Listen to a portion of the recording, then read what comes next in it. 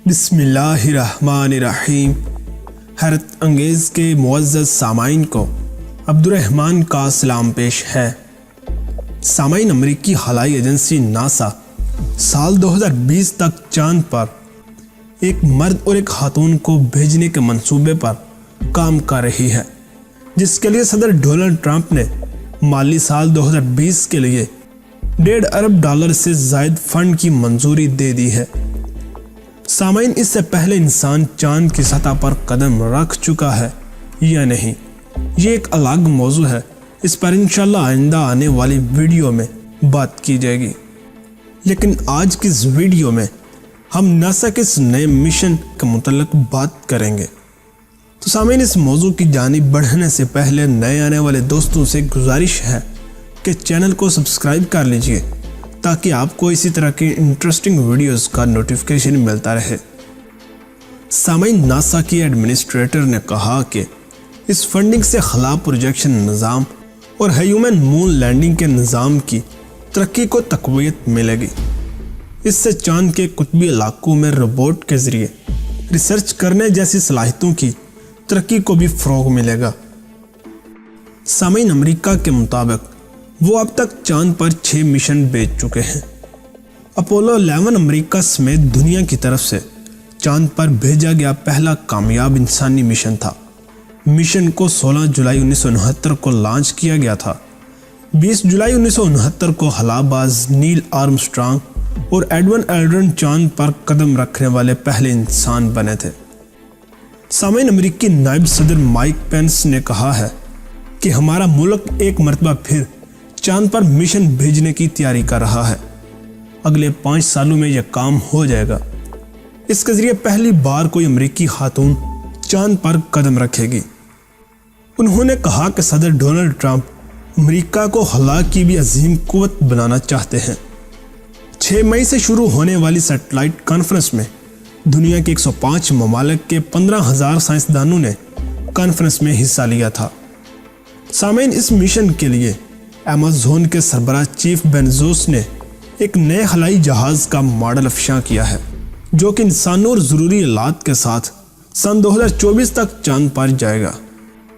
सामाइन, इंसानी दखल के बगैर चलने वाला ब्लू मून तियारा साइंसी आलात और गाड़ियों की नकल हमल के लिए इस्तेमाल होगा। इसमें BE-7 नाम का एक नया रॉकेट इंजन है, जो कि 4,535 किलोग्राम की कुव्वत से उड़ सकता है। जीफ बेज़ोस का कहना था कि चांद पर वापस जाने का वक्त आ गया है, इस बार मुस्तकिल तौर पर। बेज़ोस ने वाशिंगटन में अपनी खलाई कंपनी ब्लू ओरिजिन के मकासद मुमकिन ग्राहकों और नासा के एहलकारों के सामने पेश किए। ब्लू मून में इतना ईंधन है कि वह ज़मीन से चांद तक पहुंच सकता है। इसमें इतनी काबिलियत है कि चांद की सतह पर सामान ले जा सकता है, जैसे कि 4 खुद कार गाड़ियाँ, और उसके साथ चांद के मदार में सैटेलाइट्स भी भिजवा सकता है। सामाइन, ब्लू मून का वजन ज़मीन से चलते वक्त ईंधन समेत 33,000 पाउंड होगा, जो कि चांद तक पहुंचते वक्त 7,000 पाउंड रह जाएगा। कोशिश ये होगी कि ब्लू मून चांद के जनूबी कुतब पर उतरे, जहां गढ़ों में बर्फ़ के ज़हीरे पाए गए हैं। इस बर्फ़ से लिए गए पानी से हाइड्रोजन बनाई जा सकती है, जिसके ज़रिए खलाई त्यारे निज़ाम शमसी में मज़ीद मिशन पर भी जा सकते हैं।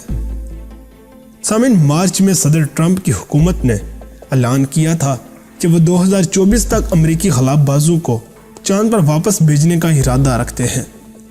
अपनी तकरीर में चीफ बेज़ोस ने कहा है कि ब्लू ओरिजिन सदर ट्रंप की डेडलाइन तक अपना काम मुकम्मल कर लेगा, लेकिन ये इसलिए मुमकिन होगा कि उन्होंने 2016 में इस पर काम शुरू कर दिया था। सामाइन, बेज़ोस का कहना है कि वो चांद तक रसाई आसान बनाना चाहते हैं, क्योंकि इनका ख्वाब है कि लोग मुस्तकबिल में खला में रह सकें और काम कर सकें।